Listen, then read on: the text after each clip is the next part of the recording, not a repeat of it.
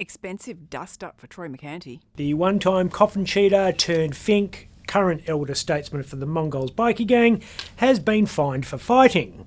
The altercation with the rebels bikie occurred on March 10 at a fish and chip shop in the spiritual home of OMCG Fisticuffs, Ellenbrook. What sparked it? I believe the cook asked whether or not Troy wanted his fish battered, and Troy took it as a threat. Right. I don't know what the cause was. History suggests Troy Mercanti doesn't need much of a cause to get his punch on.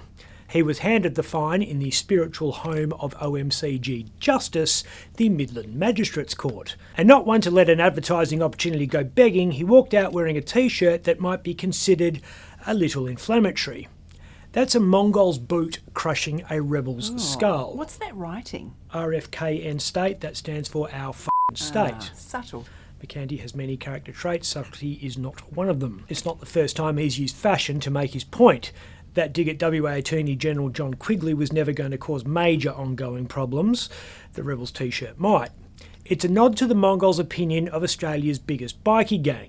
You rebel scum. The Mongols and the Rebels have for the past few months been going toe-to-toe over some defections from the red, white and blue team to the black and whites. Became a decidedly one-sided affair a few weeks ago when the WA chapter of the Rebels pretty much disintegrated. 36 gang members handed in their patches and all eyes are on them to see their next move. They're going to patch to another club, I presume. What else would 36 board bikies do? All right, take up a sport. If you can dodge a wrench, you can dodge a ball. What? Two interesting things have happened since we last looked at this issue. First, a delegation of senior rebs from Sydney flew to Perth to hold high-level meetings with the defectors. Okay, you should just know that we don't do this a lot, so this is like a really huge deal. Second, senior Comachero bikies came to Perth on a coincidental recruitment drive. We want to invite you to have lunch with us every day for the rest of the week. Comacheros have been quiet on the West Coast. They have been since WA Police took out two of their leaders, that's Steve Shorty Milankovsky and Nikola Maximovich. Both men are serving long sentences for drugs importation. That notwithstanding, the gang is still a formidable underworld force. Some of the disaffected rebs have apparently joined up. The question is, how many? So is there bad blood between the Mongols and the Comachero? There's bad blood between Troy Mercanti and the Comachero. Back in, I think it was 2007, he was still a coffin cheater then. Mercanti had a run-in with old mate Shorty in Osborne Park.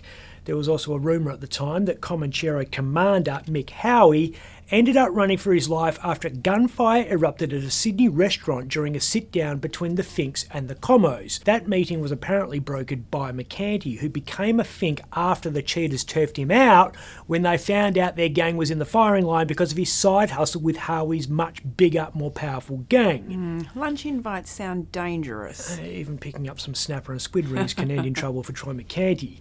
But to be fair to him, fish and chip shops can be full of inflammatory characters. Australia's most famous purveyor of scampi and Chico rolls is courting her own controversy at the moment. Pauline Hanson has attracted the ire of Robert Irwin. The son of late wildlife legend Steve doesn't like being part of Hanson's satirical cartoon series Please Explain. G'day, I'm Robert Irwin, and this is me best mate Bluey. The toon Irwin is giving Bluey, if you can believe this, a tour of Queensland when the world's favourite blue heeler becomes a victim of crime. Oi, Bluey, you dog! Oh no, it's them juvenile delinquents again. Oh no, Bluey's being bashed. Poor old Bluey. Robert Irwin set his own attack dogs on Pauline. Lawyer Zoe Naylor gave her until 5 p.m. Eastern Standard Time on Monday to remove the cartoon on the grounds it's defamatory of her client. Team Pauline was saying no deal and made the point that Robert needed to learn to take a joke. Do you reckon it's defamatory? As a quasi-professional defamer, I say it's probably not. And as for the issue of politicising Bluey, it's been a lot worse. This is outrageous. I'm Ben Harvey. For more update, click the subscribe button below.